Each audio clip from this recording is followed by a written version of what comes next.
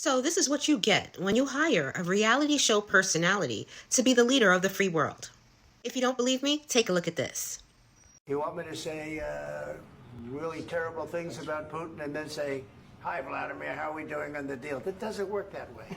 I'm not aligned with Putin. I'm not aligned with anybody. I'm aligned with the United States of America and for the good of the world. I'm aligned with the world, and I want to get this thing over with. You see the hatred he's got for Putin. It's very tough for me to make a deal with that kind of hate. He's got tremendous hatred, and I understand that, but I can tell you the other side isn't exactly in love with, him either.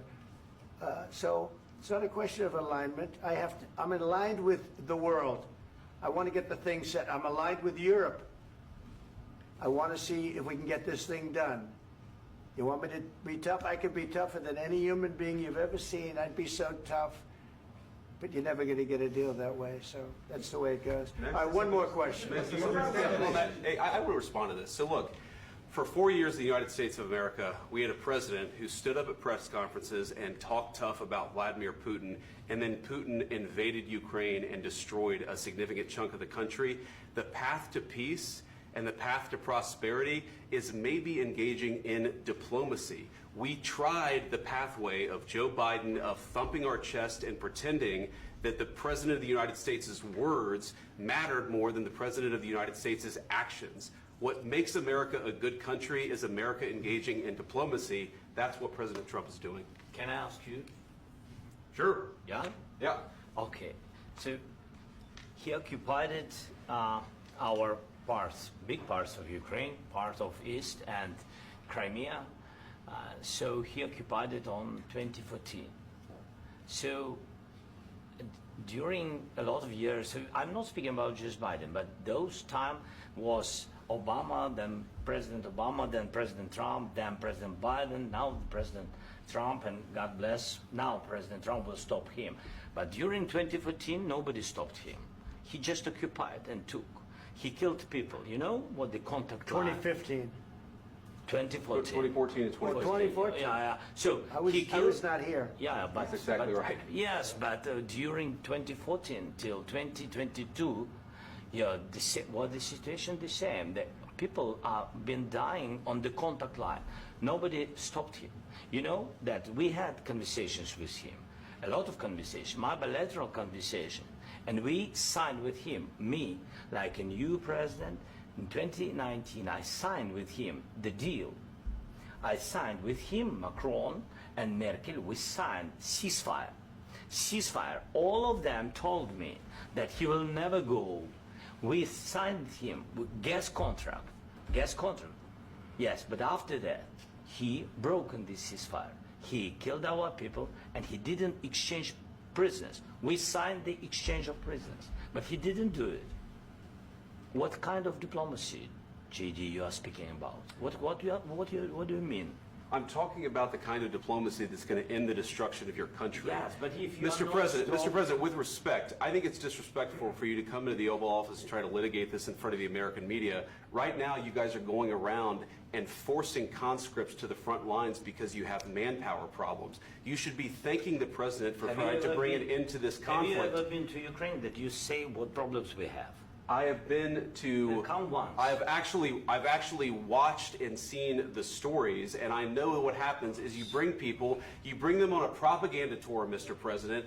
Do you disagree that you've had problems bringing people into your military? And do you think that it's respectful to come to the Oval Office of the United States of America and attack the administration that is trying to prevent the destruction of your country? A lot of questions. Let's start from the beginning. Sure. First of all, during the war, everybody has problems. Even you, but you have nice ocean and don't feel now, but you will feel it in the future. God bless. You don't know that. God bless. God bless. You will not have a war. Don't tell us what we're going to feel. We're trying to solve a problem. Don't tell us what we're going to feel. I'm not telling you. Because I'm you're in no position to dictate that. That's exactly what Remember you're this. doing. You're in no position to dictate what we're going to feel. We're going to feel very good. You will feel influence. We're going to feel very good and very You strong. will feel influence. You're right now not in a very good position. You've allowed yourself to be in a very bad position, and he happens to be right about it. From the very beginning of the war. You're not in a good position. You don't have the cards right now. With us, you start having Not cards. playing cards. Right now, you don't. I'm very You're playing serious, cards. Mr. President. You're I'm playing very cards. serious. You're I'm gambling the with the president lives in of war. millions of people. You think You're you- gambling with World War III. What do you think You're about? gambling with What do you World think War about? III. And You- what you're doing is very disrespectful to the country, this country. That's with back all to you. respect to your Far country. more than a lot of people said very they respect. should have. Have you said thank you once? This A lot entire of meeting? times. No, in this Even entire meeting, today. have you said thank Even you? today. You went to Pennsylvania and campaigned for the opposition in October. Offer some words of appreciation for the What- United States what of are you speaking America about? and the president who's trying to save your country. Please, you think that if you will speak very loudly about the war, you He's can... not speaking loudly. He's not Yeah. speaking loudly. Your country is Can I- in big can I- trouble. can I Wait a answer? minute. No, Can you've I done a lot answer? of talking. Your country is in big trouble. I know. You're not I winning. know. You're not winning this. You have a damn good chance of we are coming out staying, okay because of Mr. us. President, we are staying in our country, staying strong from the very beginning of the war. We've been alone, and we are thankful. I said thanks You haven't in been this alone. cabinet, You and haven't not been only alone. in this We cabinet. gave you, through I this said thank stupid you. president, $350 billion.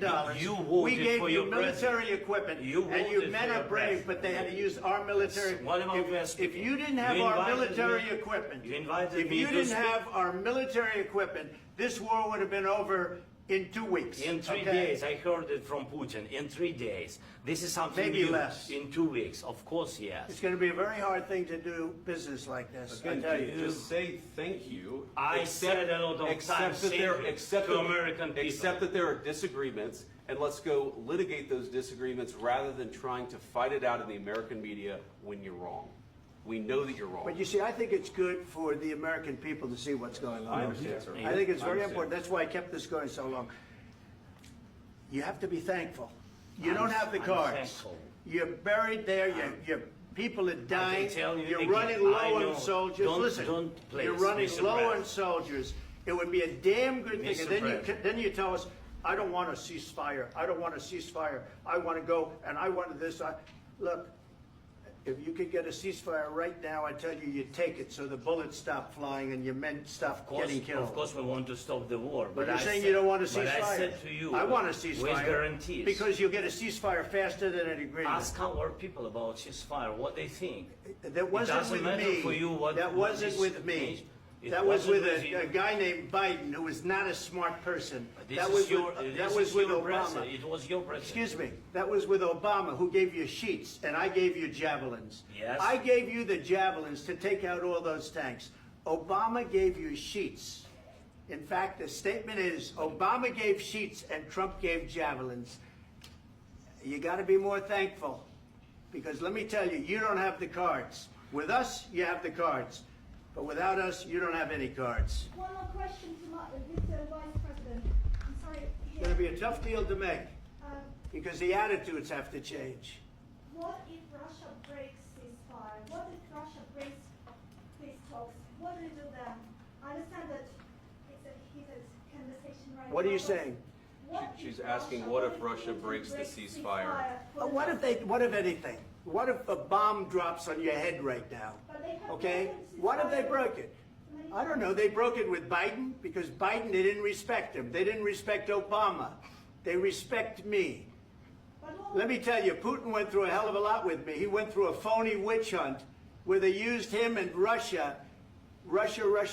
You ever hear of that deal? That was a phony Hunter Biden, Joe Biden scam. Hillary Clinton, Shifty Adam Schiff. It was a Democrat scam.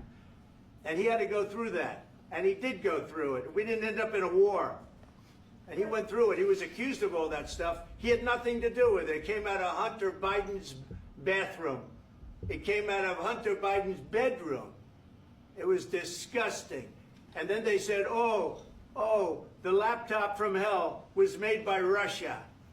The 51 agents. The whole thing was a scam. And he had to put up with that. He was being accused of all that stuff. All I can say is this.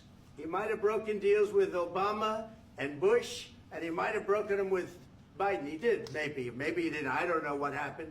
But he didn't break them with me. He wants to make a deal. I don't know if you can make a deal. The problem is, I've empowered you to be a tough guy.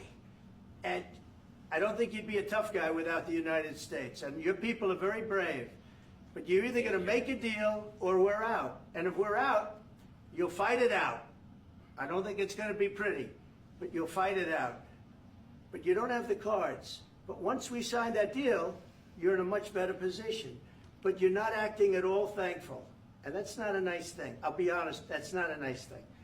All right, I think we've seen enough. What do you think? Huh?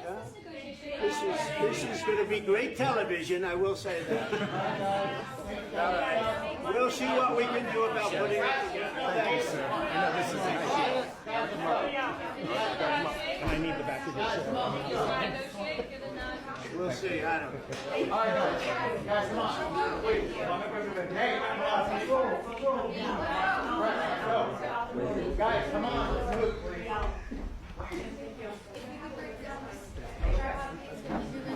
A lot of his supporters will look at this and say, yes, he's being a tough guy. So I guess running your mouth equates being a tough guy, because that seems to be all he did. All that blustering. And JD Vance finally makes an entrance. Just in time to put his 2 cents in, and to remind us of why he should be quiet all the time. How does he manage to piss everybody off? It's as if you're trying to negotiate with a 2-year-old. You're trying to talk sense, and they're talking gibberish. And that's kind of how this administration feels to me. Like trying to comprehend what a 2-year-old would do in an adult job.